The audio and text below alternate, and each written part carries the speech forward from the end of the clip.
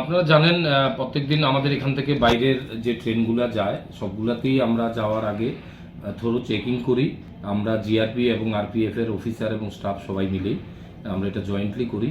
আজকেও তো ধরুন যখন আমরা বাইরের কাঞ্চনজঙ্ঘা ট্রেনটা যখন যাচ্ছিল তার আগ মুহূর্তে আমরা দেখতে পাই মেন গেটের সামনে টোটাল 6 জনের মতো লোক সাসপিসিয়াস তাদের মুভমেন্ট দেখতে পাই। তখন তাদের আটক করে যে তাদের জিজ্ঞাসাবাদ করা হয়, তাদের নাম অ্যাড্রেস জিজ্ঞাসাবাদ করা হয়।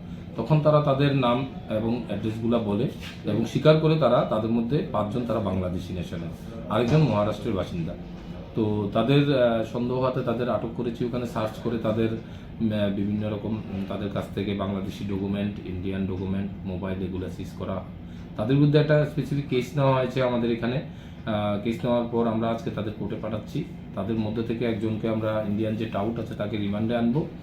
রিমান্ডে আনার পর দেখবো এখানে লোকাল আর কেউ জড়িত আছে কিনা, তাদেরও আমরা অ্যারেস্ট করার চেষ্টা করব। তাদের নামগুলি কি কি? তাদের নাম হচ্ছে বেলাল হোসেন, সোহেল মিয়া, আজিজুল হাকিম, সামিন এবং হাফিজুল ইসলাম।